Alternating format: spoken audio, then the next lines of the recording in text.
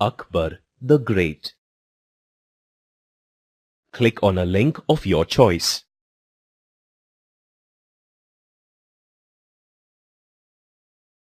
Objectives. In this module, you will be able to recognize Akbar as a great administrator, social reformer, and admirer of architecture, literature, and music. Describe the expansion of the Mughal Empire by Akbar. Describe the administrative system, revenue system, and religious policies of Akbar.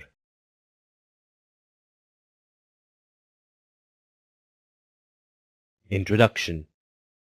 India was ruled by the Mughal dynasty for about 300 years.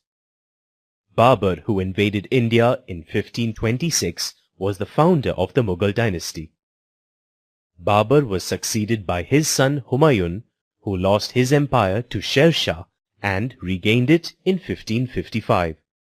Humayun's son Akbar was crowned as the king on 14th February 1556. Akbar became one of the greatest emperors of North India.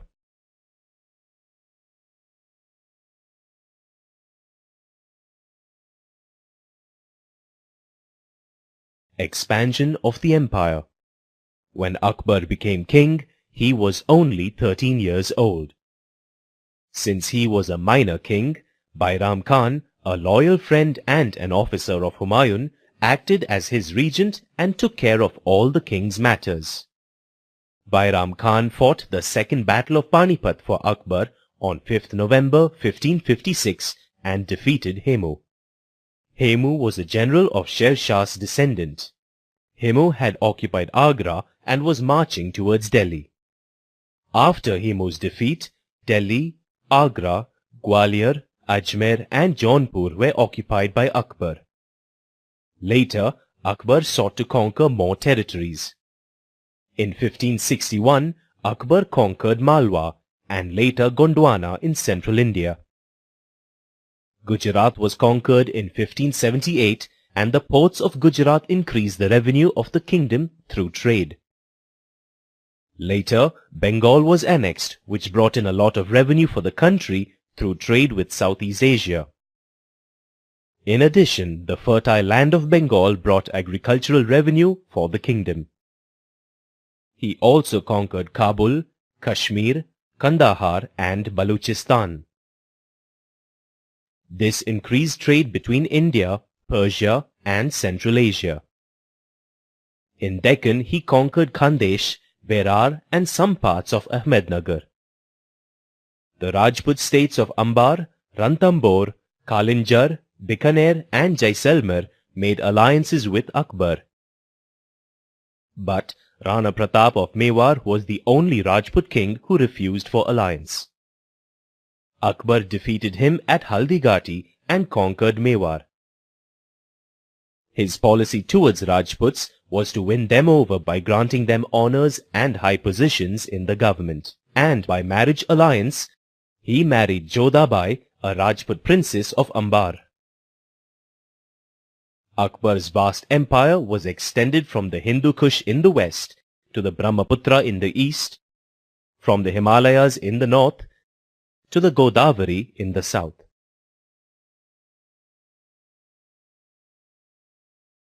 Central administration. Akbar managed his vast empire with his efficient system of administration.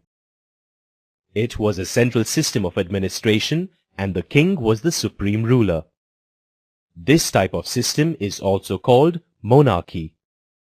Akbar ruled with the help of his council of ministers. The ministers were appointed and promoted and removed by him.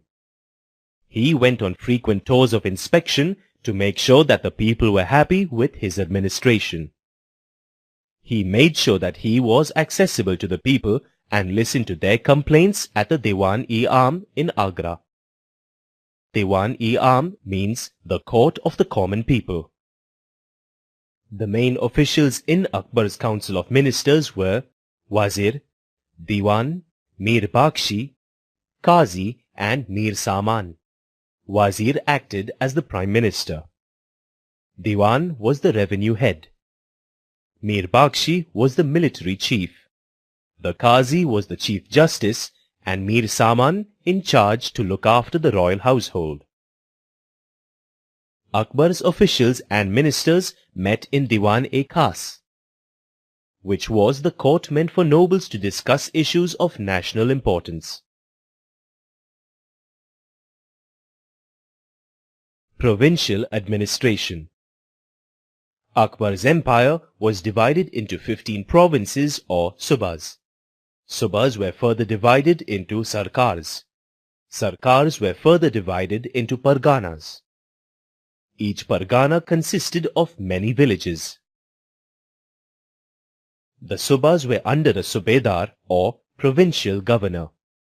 The subedar was helped by a number of other officers like the Diwan, who looked after the revenue system, the Bakshi, who looked after the army maintenance, and the Kotwal, who was the officer in charge of the town administration.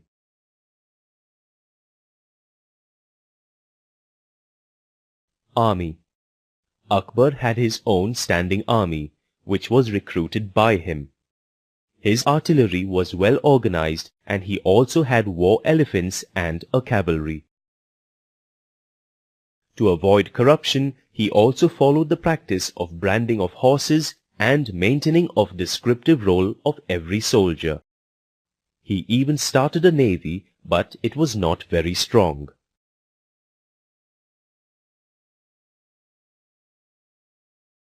Mansabdari system. He introduced the mansabdari system in his army. According to this system, every noble or officer was given a rank, and they had to maintain a fixed number of troops according to their rank. They were called mansabdars. They were paid in the form of jagirs or land to take care of their expenses and to maintain the required troops. A mansabdar could be transferred from one place to another to stop him from becoming too powerful.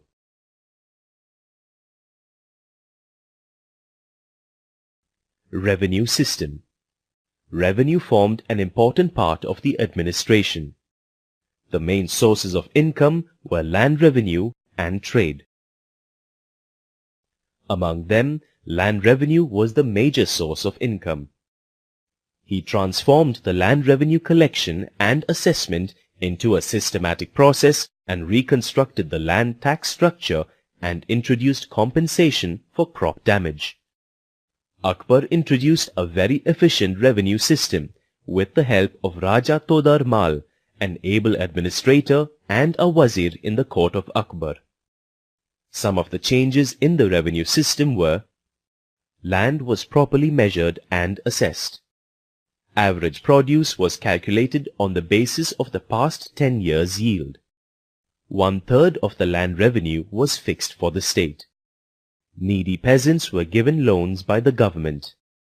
In case of drought or flood, land revenue was cancelled by the king. Akbar's systems were so effective and modern that the others and even the British followed it later on.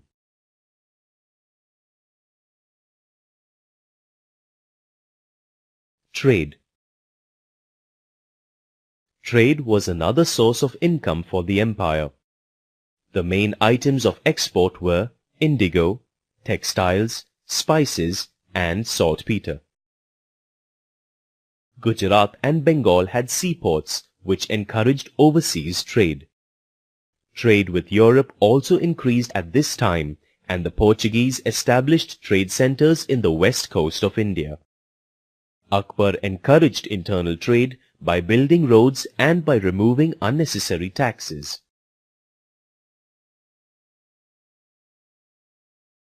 Religious policy. Akbar was very tolerant against other religions and took many steps to promote them. He abolished jizya, a tax paid by non-Muslims to a Muslim king. He allowed freedom of worship. Pilgrimage tax was also abolished. Akbar also made sure that no discrimination was made on religious grounds while providing employment. Todarmal, Man Singh and Birbal were Hindus who held important positions in his court.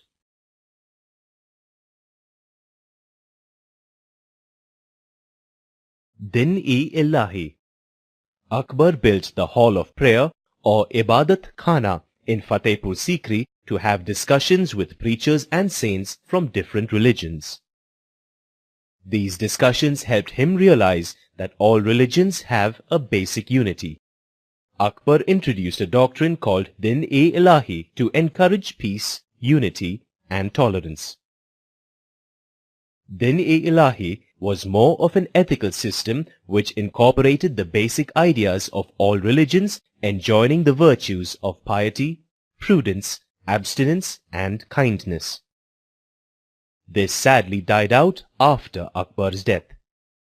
However, his policy of religious tolerance set an example for many rulers, and it also forms the basic tenets of the Indian Constitution.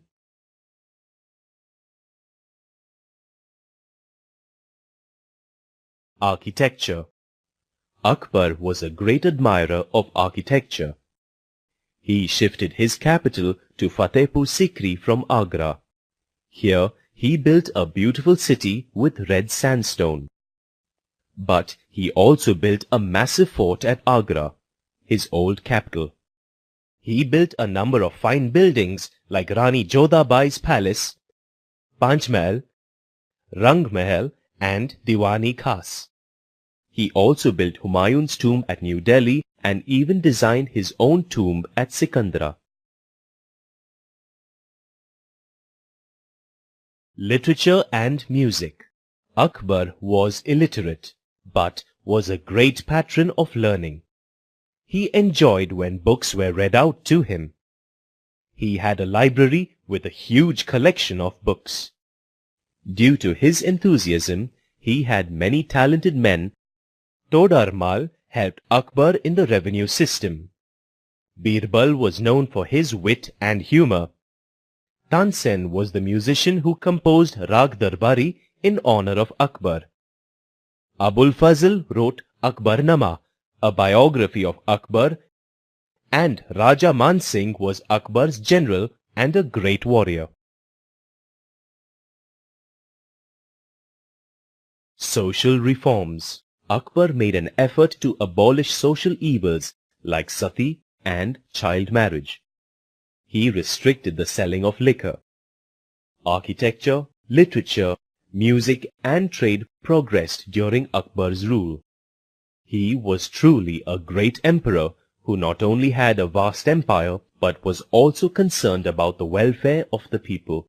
Akbar died in 1605 and his empire was handed over to his son Prince Salim, who, on ascending the throne, took on the name of Jahangir.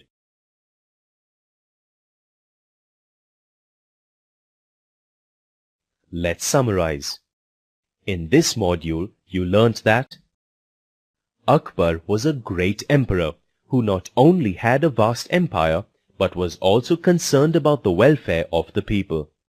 Akbar extended his empire by capturing Baluchistan, Sindh, Kandahar, Gujarat, Bengal and Kashmir, and after that Khandesh and Ahmednagar. All Rajput states except Mewar entered into friendship with Akbar. Akbar introduced a powerful and efficient administrative system and revenue system. Akbar had a very liberal and tolerant attitude towards people of all religions. Akbar had a great passion for architecture, literature and music. Akbar made an effort to abolish social evils like sati and child marriage.